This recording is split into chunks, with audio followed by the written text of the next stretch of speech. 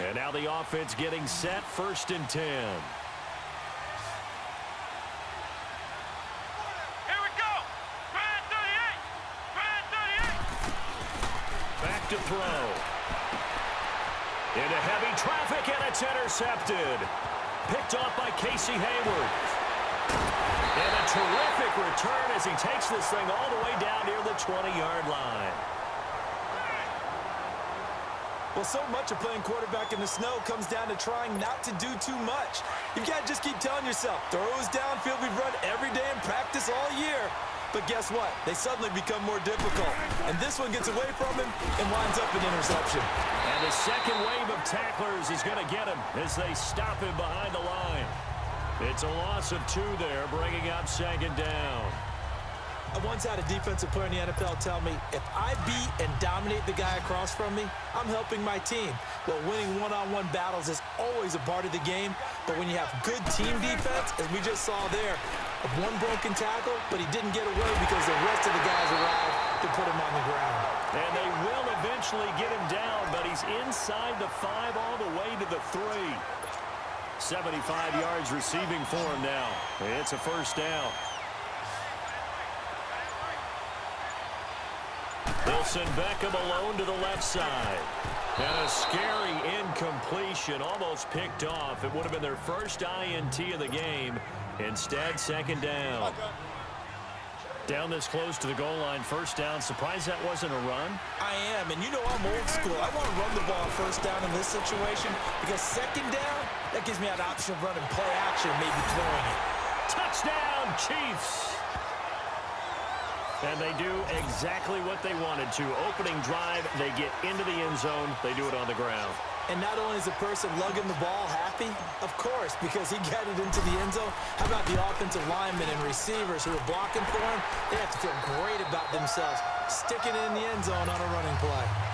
The point after, no gimme in the snow, but it's up and good. And the decision to just kick the extra point winds up successful. Lutz now to kick this one away.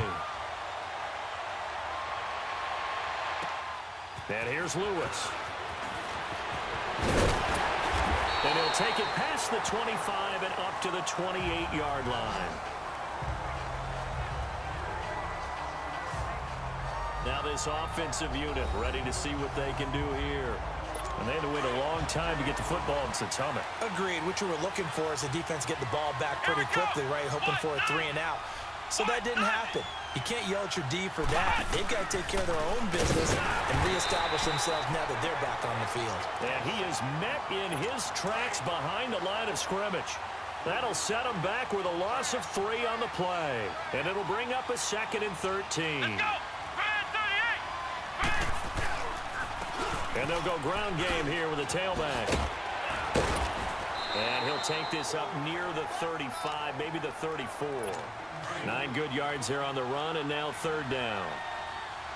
But you've got to give kudos to your offensive line and the guy carrying the ball because they were in a 2nd and long situation. It seemed pretty dire, but they brought it back to 3rd and manageable with that run. As we're about ready to rock and roll for the 4th and final quarter. This a big play for both sides. What will we see here? 3rd and 4. Let's go. Brad. Here's a play fake as they set up to throw. And he gets it complete to Latimer. And he gets this one to midfield before he's brought down. 17 yards on the pickup there and also a 1st down. Tell you what, he's been able to put the ball in some tight spots all game long. That throw, no different. Yeah, a lot of people would call it a gutsy type of a throw. I think he looks at it as, I can do it. And the Chiefs are going to get him. Lawrence Taylor in there to make the sack. He buries him for a loss of 10. Well, many times when you talk about mobile quarterbacks, you get the sense that they feel like they can get out of any bad situation. They keep moving around and trying to emulate guys like the Scrambler or the Dodger. Instead, they keep losing yardage and digging themselves a hole that they can't get out of. And he's got his man on the out route. And now the ball's out. Fumble near midfield. And I think the Chiefs have it. They do. Often on fumbles, you look at the guy who coughed it up and say, geez, what did he do? But, hey, let's tip the cap to the defense here. Not a problem at all, my man. I'm not only going to tip it, I'm going to doff my cap to him. Congratulations, big-time play. Knocking it free and creating something good for your team. And he'll get across midfield and down to the 48-yard line. A gain of 3, second down. Now, the objective there, I mean, yes, the positive gain, that's nice, but work some clock. Yeah, you're exactly right, but the problem for them is still within a possession, so they can't just sit on it running the ball. They'll have to find a way to throw it effectively as well. And able to break one tackle, but then quickly brought down. 2 yards on the carry there, and it's going to lead them to third down. Time for a break. We'll come back for the electrifying conclusion after this. So the Chiefs in possession of the ball as we welcome you back. And let's see what they've come up with offensively after having time to talk it over.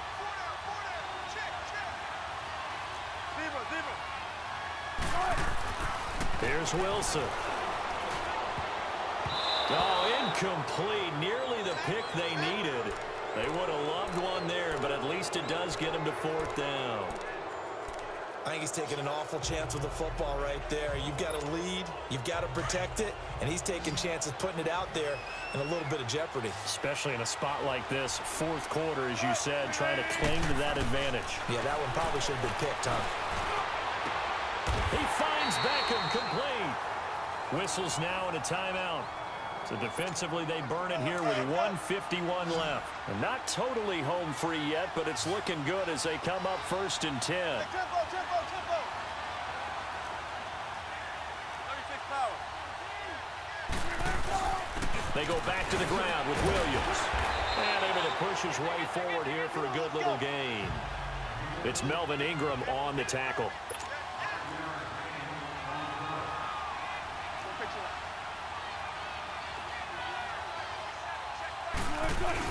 They run it again with Williams. And this time not as successful as he'll get back to the line of scrimmage and no more. They'll say no gain on the play there, and now it'll be third down. I guess the simple question, why not just take a knee there? I don't understand either why you would take any sort of a chance. We've seen it happen in the game of football. Doesn't matter whether you watch high school, college, or the NFL. Some people get a little greedy, try to get that extra running play in, and it can backfire on them. It's a gain of 14 there, and that should be enough to get them home free. Victory in the cards now for the Chiefs as they take a knee here.